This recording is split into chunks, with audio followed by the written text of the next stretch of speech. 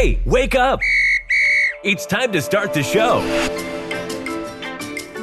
Glad to see you all aboard Mouse Ears in Paradise. Let's get this show rolling.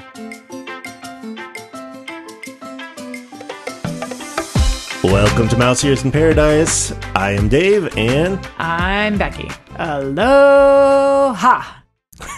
We're here from our brand new recording studio since we've recorded the last podcast that we ever recorded. Yeah, this is way different. Way different. Much more comfortable in a lot of ways. Yeah. We have built a new room, not specifically for podcasting, but the air conditioning here is phenomenal. Yes. And so it makes podcasting much more comfortable. Welcome back if you're an old listener. Indeed. We've missed you. Yes. Hopefully you've missed us as well. Yeah. We're excited to talk about all things Disney again and maybe even broaden that spectrum, talk more about family travel and how you keep your life magical in between different trips that you take. Different adventures you go on, wherever it may be. Yeah. And so today we wanted to start off with really talking about probably the biggest Disney announcement I think that would interest all of you is the announcement about the new, what are they calling it now? Keep up, Dave. Keep up. I know it keeps, it used to be FastPass, then it was Magic Pass and Genie Plus. Max Pass. Max Pass. And now what Genie is Plus. it? And now we have Lightning Lane Multi-Pass. Yeah. And really, truly, by the time this podcast airs, this will probably be old news to all of you, but it's likely that it will air before it actually debuts. Yes. And I suspect plenty of people are still plenty confused about it, too. And will continue to be so. So according to the Disney Parks blog, we're reading directly from them. This intro cracks me up. This is their opening sentence for this blog entry. The days leading up to a Walt Disney World vacation are always so exciting. Indeed. Aren't they, though? Sometimes more exciting than others. So there has been a lot of guest feedback about just the frustration of showing up and having to purchase Genie Plus the day of. And that means getting up. You have to be ready at 7 o'clock. And do you purchase Genie Plus first? Do you purchase individual Lightning Lane first? Like, what is the best strategy? And some of that will change, but not all of it, because you'll still need to decide which thing you're going to purchase first. Right. But they're changing the name yet again. This poor child has had multiple names over the course of its life, and it's really no wonder that they're having a identity crisis when it comes to what most of us just miss as FastPass. So, continuing from the blog entry, it says, on July 24, Walt Disney World will introduce new, simpler names to provide more clarity for everyone. Disney Genie Plus service will become Lightning Lane Multi-Pass, while individual Lightning Lane will now be known as Lightning Lane Single Pass. We'll also be updating Lightning Lane passes to help you make Lightning Lane plans before you're here for added confidence. Choose your experiences and times prior to purchasing so you know what you're getting, and book Lightning Lane passes for multiple vacation days all in a single roll. In a single day. So beginning July 24, you can purchase Lightning Lane Multi-Pass for up to 3 Lightning Lane selections in a theme park in advance of your visit. All right. So what does that mean? Did you keep up with that? So I can get 3 passes for that day in advance. In advance. So if you are staying in a Disney hotel, you will be able to purchase that up to 7 days in advance. But here's the kicker. It goes for your entire stay. So it's the 7 days. It's kind of like dining is at Disney World, right? At Disney World now, you can make dining reservations 60 days prior to your arrival of your first day for the length of your trip. So if you're staying for 2 weeks, you have quite a buffer on everybody else and what you're going to be able to get. So Lightning Lane will be similar. On that day, you'll be able to get up to 14 days of Lightning Lane, which, goodness, if you're going for 14 days, that's a great trip. More power to you. You probably actually don't need Lightning Lane if you're going to, but, use it anyways. And then everybody else can plan up to 3 days in advance. So that's quite an advantage for staying on property. So if you're not staying on property, okay. Okay. So this to me harkens back to pre-COVID, when you would go and you would make FastPass reservations. You could pick 3 for your per day for your stay. Now, the difference is, of course, now you have to pay extra right. for that ability. Mm-hmm. But we did that many times. Yeah, no, definitely. And MaxPass was usually worth it. MaxPass was worth it. And this feels, I mean, for some reason it feels more like that to me than a Genie Plus in some ways. How so? I don't know. Maybe just because you can do, well, you couldn't do it in advance. You could buy it in advance, though, but I guess you could with Genie Plus, too. I don't know why. It just, for some reason, maybe it's because of the M. Multi-pass and Magic Pass. Just like that. Yeah, it's going to be interesting. I know they've definitely had some feedback. I mean, it's frustrating. Disneyland is a little different, right? And they're going to keep it very similar to what, that hasn't really changed much, even since MaxPass. It's you show up, you buy it. Once you're in the park, then you can, add all your things. And then that really hasn't changed. And it generally works well for Disneyland. And I hear very few people who are disappointed with their purchases for what is now going to be Lightning Lane Multi-Pass. Because Disneyland has so many things and people just visit it differently, right? In fact, if you're traveling across the country, you're sort of an anomaly to visit Disneyland. Right. Whereas if you're going to Disney World, like you're probably making a fairly significant trip. We know that there are annual pass holders, but it's not the same as Disneyland. So I think it's going to help people manage their expectations, which will be good because, I don't know, people hate showing up and not... Like you have some flexibility here, right? If you want to get on Cosmic Rewind and go to Epcot and you can't get it for your first day, you have the ability to change and go for a second or third day if you have multi-day tickets. And you're going to be able to get on the attraction you want to get on. Right. Will you be able to ride everything? Probably not. So that's fine. But I think, especially because in Disney World, you don't need theme park reservations still. Like, there's just a lot more flexibility. So, especially if you're a resort guest, like, to me, this is a huge benefit of staying on property because now I know 7 days out, okay, I can kind of figure it out. I can decide what's the most important thing to our family. Like, we know the next time we go, there's been some requests on a weekly basis about how we have to ride Avatar. And we have Cosmic Rewind. And like these will be the two most important things. And so we'll have enough flexibility in our trip to just make that happen. So I think for, somebody like us who's traveling across the country to go to Disney World, it's a huge, huge benefit. I'm going to be irritated because it's going to cost me $30 a person, most likely. And it's going to be $150 for me to guarantee this. But on the other hand, like, I'm traveling that far. What's another $150 at this point? You just have to make sure you calculate it when you're figuring out your budget for your trip, that like this is something you're going to have to factor in. It's kind of a known/hidden cost at the same time. Yeah. I wish they would get it back to where, like, I understand why they don't include it. It does feel like maybe if you're on property, they could give you like a $5 discount or something. Like, it feels like there's something they could throw at you there. But, and maybe that's one way they could do discounts in the future too, is like, if they don't usually discount tickets a whole lot, maybe that's why they could incentivize people if people continue to slow down in visiting the parks. It's going to be interesting. But then I was thinking about it because our next trip we're planning in conjunction with a cruise, right? So it's going to get a little tricky because it's 7 days out. And we're going on a 5-day cruise. We'll probably be traveling on that day. That's number 7. Yeah, that's true. And so that is going to be a little bit like, oh, could we have just made that window just a little bigger? A little bit longer. Recognize why we're coming all the way out there. But it's the curse of going on the tail end of the cruise, I guess. Yeah.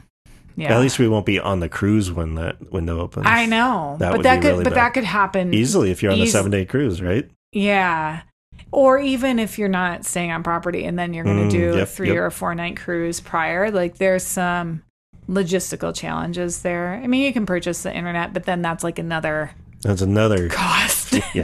So, plan ahead, I guess, which they're trying to help you do. But, I don't know. It'll be really interesting. It'll be interesting to see how the public responds. And they couldn't go from just this to Like, they can't go from what used to be the fast pass where everybody gets 3 to this, because people would be like, I'm not paying. Right. But now people are going to be like, well, I had to pay before. Right. It's such an interesting social experiment. So, unfortunately, yes. Unfortunately, yes. But anyway, good luck. We will continue to report on what happens with Lightning Lane Multi-Pass. Add that into your Disney vocabulary now. All right. Well, another thing we wanted to share with you is kind of a unique, at least for us, experience. It was a first for us in this degree. Well, first for you. First for me. Okay. Fair enough. You can leave it. Our daughter Annika was going on a band trip down to Disneyland, where they were going to be performing at Disneyland. Last year they were able to go down to Disneyland, but they did like an off-site seminar or something. So it was not a performance-based trip, but this year it was a performance one where they were going to perform in DCA. That was kind of all we really knew, and even leading up to it, I wanted to fly down for the day, but they didn't have details on when or where it was going to be within the trip down, because it was like a 2.5-3 day trip that they were going to be down in Disneyland. So like, it was important for me to know the specific day. I didn't want to fly down on the wrong day. Yeah, and it's, this is probably a California rite of passage. I guess if you play a musical instrument and you are in a band, this is a very popular activity to go and be able to perform in Disneyland. And I happen to work at the school that Annika attends, and so I know the band directors, and I would be like, so what do you know, guys? What do you know? Come on, are you just holding on the parents? Yeah. And it turns out Disney does not actually give them a lot of information very far in advance. No. So from my understanding, according to my coworkers, they only get the time, and they get to reserve the date fairly far in advance. Like, okay, we're going to be there these dates, and then Disney will get back to you on what is available. Yeah, and they fill out a form basically where it's just like, what is your preference? Yeah. And I think they said, or afternoon, evening, but late afternoon or early evening is going to be better because we have to drive down from because San Jose. So, which ended up being a little bit of a thing. But they did not actually get their time that they were supposed to perform until 2 weeks prior to the performance date, which makes planning very challenging, especially when you're talking about 100 plus kids and then families that go along with that. So they ended up getting a 1:00 p.m. performance time. Does that sound right? Yeah, that sounds right. It was something like that. Yeah, it was like 1 and 2 or something like that. Yeah, which meant they had to leave San Jose at 3 a.m. So that was fascinating. Yeah, I had to drop her off for the bus so she could ride down on the bus with all of the other bandmates, and they had all their stuff. So they had to be dressed and ready for performance before they got on the bus so that they could be ready to go. So I dropped her off, came home, slept for like 2 hours, and then got up and took a plane down to SoCal. Now, it's been a while since you've done a day trip to Disneyland. Yeah, especially like this. Did the older version of Dave still find he had the stamina to keep up with maybe early 30s Dave when it came to the day trip to Disneyland? Yes. Yeah, I mean, I guess it was a bit different of flying down, because by the time I got there, I didn't have a whole lot of time before. By the time I think my flight was at wasn't it like 8 or something? And then I got there, it was, 9:30ish, and then get to the parks, it was like 10:30. And then, the performance was going to be at 1. So I didn't have a whole lot of time before I needed to make sure that I was there and was able to get a seat to be able to try and watch. So that, it wasn't too exhausting, other than the adrenaline of like, okay, I got to get there as fast as possible. But it ended up being a bit odd. There were only I think like 6 or 8 benches that they had set up, and so there was not a lot of seating. But yeah, I was able to see them on the stage that across from Monsters Inc., and they performed, and they had 2 groups. They had kind of the orchestra with a choir, and Annika was in more of a typical band arrangement, and she was doing percussion.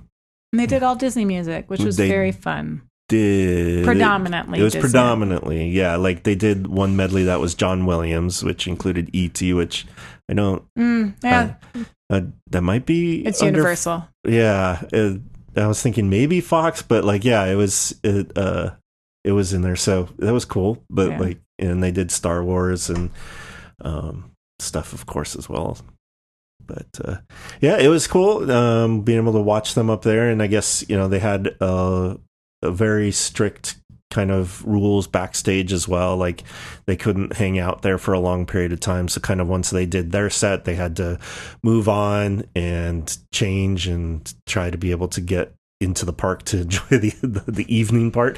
But then I think there was a ticketed event at Disneyland, so it was going to get crowded. And of course they'd been up since 3, so they didn't stay in the parks too late. But yeah, I was able to go, and then ran into our friend Paul.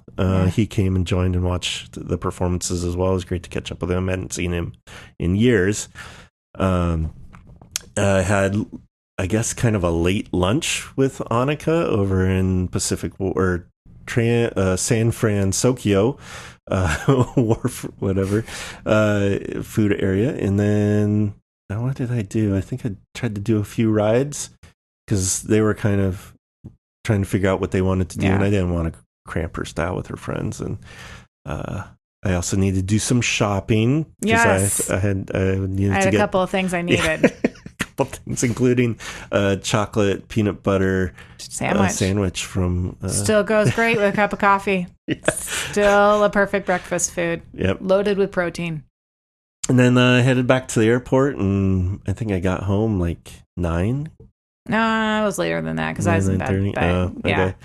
Yeah, so it was a long day, full day, but no regrets. I was glad I was able to go and be able to see the performances.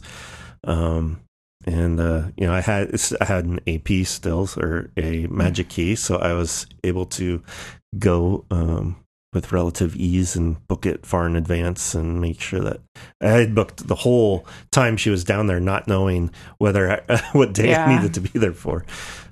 Had you had the right park booked? I did, because I knew it was going to be in DCA. Well, we didn't know, but we assumed it was going to be at DCA at the backlot stage. We assumed that, even though we didn't really know that for certain, but I don't know where else it would have been. Yeah. But yeah, this was not a marching band situation where they march before the parade or anything like that. Yeah. But, oh well. Very good. It was a good experience. Good experience for everyone. Well worth the money and the energy and the time needed to send your child on their Disney trip. Meanwhile, I was working, maybe shedding a tear or two that I chose poorly and did not go down. She was invited. I was invited. Here's the problem. We're a family of 5. And when we decide to all go, the cost escalates astronomically. And then if we're all going, are we really only going to go for the day? No, we're not going to just go for the day. Snowballs. Although in retrospect, maybe that would have been a good limiter. Yeah, we could have all just gotten on the plane and gone for the day. Mm-hmm. And that would have been slightly crazy, but it would have made a memory, and it would have been, $1,000 trip instead of a $5,000 or $6,000 trip. So that actually isn't a terrible idea for next year. We'll blue sky that. Yeah, well, assuming that they'll do it again next year. I will try to do it again. I mean, I feel like anytime your kid's performing at Disneyland, kind of got to go. You got to pony up and go. Yeah. It was a real sacrifice on your part. Yes. Thanks for taking it for the team. I try. I do what I can. Yeah, exactly. Yep. Like all things in our life, we're always just generally a couple of weeks behind. We had a discussion recently. Our kids asked us, would you rather be an hour early or 20 minutes late? And Dave was equivocally... An hour early. And I was like, an hour early. And he looks at me and goes, really? It's like, no, 20 minutes late, because I'm basically 5 to 20 minutes late for almost everything, including school, and I'm a teacher. But it's usually because of the kids. Well, see, I feel like if it were just me, I would always be right on time. But Here we are. So, also fashionably late, CNBC has an article out, and our day of recording. Inside Out 2 tops $1 billion at the global box office. This is the kicker for me. The first film to do so since Barbie. Wow. Isn't that interesting? It is interesting. So Disney, key points, Disney and Pixar's Inside Out 2 is the newest member of the $1 billion club. The animated feature is the highest grossing film of 2024 and the first film since Warner Brothers' Barbie to top $1 billion at the global box office. Before Inside Out 2, no Disney animated feature from Pixar or its Walt Disney Animation Studio had generated more than $400 million at the global box office since 2019. So it's done. Pre-pandemic. Yeah.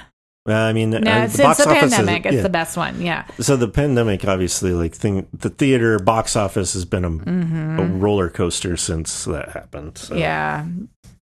So this is kind of interesting. Just a couple of quotes. Again, this is CNBC's article. Inside Out 2 has showcased how vital the family audience is to the box office. This underserved crowd accounted for more than 70% of those in attendance during the film's domestic debut. And this is what's interesting to me about that. That correlates with why you and I decided to start a podcast again. Yeah, I guess so. I'm feeling like there's more of the family perspective that could be shared. Yeah. There's a lot more of like the kind of Disney adult solo traveling kind of thing, or just traveling, but like I feel like the family perspective of what's happening in media and the parks. Like there's more to be said. Yeah. So we took the whole family to see Inside Out 2. We were part of that 70. we were part of the statistic. We were not an anomaly. Nope. I'm trying to think about what the last movie we went and saw in the box office was, or at the theater. Do you remember? Especially as a whole family. Yeah, we've seen a couple of them on the cruise ship, so that doesn't count. Like a lot of the newer releases recently, we've coincided with a cruise we've been on. I saw Super Mario Brothers last summer. Yeah, with the kids, but I wasn't there. But you weren't there. Yeah, that'd probably be the closest thing then. I mean, yeah. So I'm curious. I mean, there's a lot of reasons for this, but as you think about Inside Out 2, like, what are some of the reasons you think it's doing so well? I mean, I think the first one really clicked with a lot of people, really appreciated and like valued Inside it. Out 1. Yeah, the original. People, yeah. And so like people were happy to go see and more of that world, and the emotional intelligence that it really brought out, and people being able to kind of express their emotions via the first one. I'm sure a lot of people wanted to go and see more of that story and understand, what more can I learn about my emotions and like why things happen. And even though it's focused on a middle school aged character, but, and the parents a little bit, but I think, people could still relate to it. And I've seen mixed, feedback on it, but I think generally speaking, it's been positive. But there's some people are like, the original was better, and I don't know that I have a strong opinion about that, which one was better. But it was a logical next step in the story. I don't know that the first one was obviously pretty groundbreaking. So I don't know how much more groundbreaking. Well, that's a hard thing to say because you can't have Inside Out 2 without Inside Out 1. Like you need that in order for it to be successful. You need that foundation. Yeah.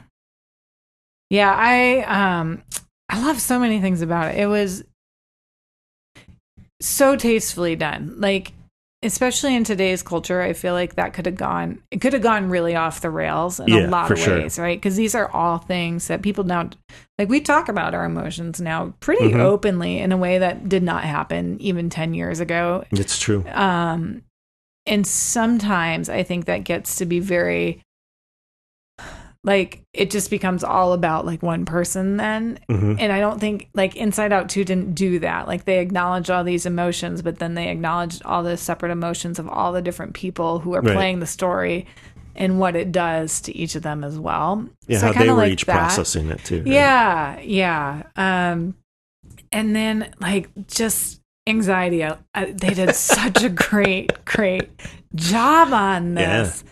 Like, and, you know, I feel like now we have a fair amount of people, well, in my life, because I work in an elementary school, like anxiety is a huge, huge thing, right? Like a lot of kids do come to school with so much anxiety, and they come, you know, and these kids are not teens yet. They're young, but that's like a big thing, and it keeps them from doing so many things. And I just love that scene of like anxiety swirling in a tornado and like unable to stop themselves. Right. I thought that was just a really good visual for like what happens to people, and kind of a good like empathy drawer of somebody from the outside who doesn't so much struggle with that, to be like, oh, that makes sense to me. Right. I can see how they would have a really hard time stopping that cycle. So I don't know. They just did a good job of not making it too heavy. Like it wasn't weird. Like it could have been weird being about puberty. They could have made it odd to sit in a theater with your kids who are 5, 8, and 13. But, but it wasn't. Like it was really lighthearted and serious at the same time. So our 13-year-old was like, they literally made a movie about me. Yes, they did. Could you please stop looking at me while we watch this movie?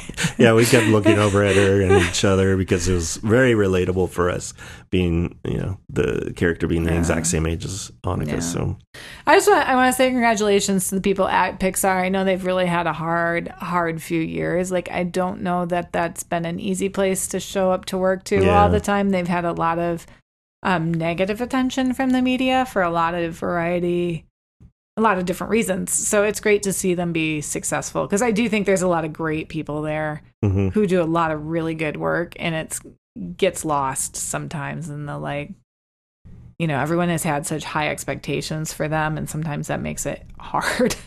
But they really delivered on this. So for sure. Congratulations, Pixar team. Well done. I hope you win some big awards for this one. Yes. I'm sure they're coming. Yeah, you have to assume so. One of my very favorite podcasts, The Best of Both Worlds. Every week they end with something called their Love of the Week. And they teach me so much in this segment where they share something that they're loving for the week. And one of the reasons that we wanted to start this podcast was just to be thinking more about, you know, like our first child was really raised and steamed in the Disney culture. And then the pandemic hit and things happened and life got bonkers, and somehow the youngest one has not had that same like love of Disney really instilled in it. Like, he likes it, but it's not like does not necessarily evoke family time or anything like that to him. And so trying to get back to that and think a little bit about how do you bring magic into your family life, and how do you bring magic into your weekly life, because living at the parks is not actually a reality for us, certainly. No. And probably not for many other people. Even if you live in LA, you probably have to go to work on a regular basis because it requires that these days. Yep. And so how do you bring just magic and things into your life? So I thought it'd be fun, kind of spin off of their love of the week is maybe we could do a magical moment of the week, which could be something you're loving about Disney, or something that you did that was evoking the same feelings about Disney or family travel that you might do. So yeah, I don't know. Does this seem doable to you? Yeah, let's do it. Okay, it could morph. It could morph. Okay. I mean, for some reason, it also it kind of made me think of the Roses and Thorns. Yeah, it's similar to that, but we're not going to talk about the bad things. Only the good things. Hi, I'm Camp Counselor Becky. Keep it magical. Keep it magical. So I thought my magical moment of the week, we went and visited our local theme park, which I highly recommend doing. Go take your kids to your local theme parks as well as your Disney theme parks. And then we also did the aquarium this week, and it's been interesting because our littlest has been in preschool. This is the first summer he's been home with me since he was 1. He was part-time home last summer, right? But mostly in preschool. And it's been really, really fun to get out and do these little rides and have his like little face light up. And kind of come alive. Like there's just a lot of experiences he hasn't had the opportunity to have. So we went and we drove cars at this theme park, and it happened to be a very light day, so you could get out and ride things multiple times in a row. So we drove, which is essentially their Autopia, but not quite as good, and in some ways better. But we rode that thing like 3 times in a row with no wait for a line. We rode one of the roller coasters 3 times in a row, like just getting back on, and then the other roller coaster 4 times in a row. And it wasn't Disney, and it didn't have the same like thing, but we had a very similar connection and experience just getting out and enjoying our local amusement park. So local amusement parks, that is my magical moment of the week. No, that's a good one. Unfortunately I missed it, but I know Dave had to work this time. See, we have one story where I had to work, one where you had to work. It works balance. I think it might have even been the same day though. I bought my tickets to fly down to the D23 Expo. Yeah, it was the same day. That is your magical moment of the week. Yeah, I finally pulled the trigger and got those. The price has been fluctuating. I got it on the down side, thankfully. But yeah, I have the tickets in all purchased now for Annika and I to go down, and that's first awesome. Expo. It's going to be her first expo. I know. We're going to have the Annika report. Yeah, on this expo. We're gonna have she to doesn't know that yet. Yeah, but she's gonna. We'll bribe her to do that if we have to. But yeah, it's gonna be interesting to see her perspective. It's gonna cause me to have to experience the expo differently as well, which is not a bad thing. It's just I'm gonna have to go at a different pace, and there's plenty of things that I would skip, but she's gonna want to see because it's her first time, or because she has slightly different interests than me and everything. So it's going to be very different, and I don't think it's bad. It's just going to be different. But it will be exciting to see it through fresh eyes, and see her experience that, and hopefully it lives up to her expectations, because she's very excited about it. And I've obviously hyped it up over the years. I'm trying not to hype it up this year so that she doesn't have too high of expectations, because you never know what's going to happen at the expo. Nobody knows. No, I know. I'm not going. No. Me and the other 2 kids. It's okay. Well, not as of right now. As of right now. It could change. It could change. I have looked. But you wouldn't go to the expo. You would just be we'd go to the parks. Adjacent. Yeah. I know. Would we even stay at the same hotel? I don't know. Probably. That'd be so funny, wouldn't it? If we went and like one half of the family was in one hotel and the other half was in another. We could meet up for dinner. Yeah. Exactly. I'm sure there's plenty of families that do that for other reasons. So, but yeah, that would be pretty funny. I mean, we've done that before, where you went to the parks and I went to the expo. They're some of my best park days. That's what's kind of killing me, because all you other crazy people go to the expo and nobody comes to the parks until 8 o'clock at night, and I like it that way. Yep. I'm talking myself into it. Well, we'll see what happens. Anything can happen. Anything good. All right. Well, I think that's all we have for today's show, but we want to thank you for listening, and we don't have... Do we have a place to leave comments and feedback? We don't. We'll work on that. Stay tuned. But you know what you can do? Go to mouseearsinparadise.com and it'll be there. There you go. By the time this is published, there'll be something there. If you want to leave feedback, you could either leave it on a post that's probably about this episode, or there'll be contact information on there. I'll make sure it's up there by then. But we're kind of, winging this through. I know. And listen, millennials, we know it's too long of a name. You just sit back and type in all those letters. It'll be just fine. Right. And you'll find links to our social media on there as well. That's already there. So feel free to go. Let the old people do their thing. Yeah. You guys do your X and threads and talks and everything. And we'll be there. All right. Well, thank you for listening, and we hope to have you stop by again for a future episode. Bye. Bye. Applause. We hope you've all enjoyed the show.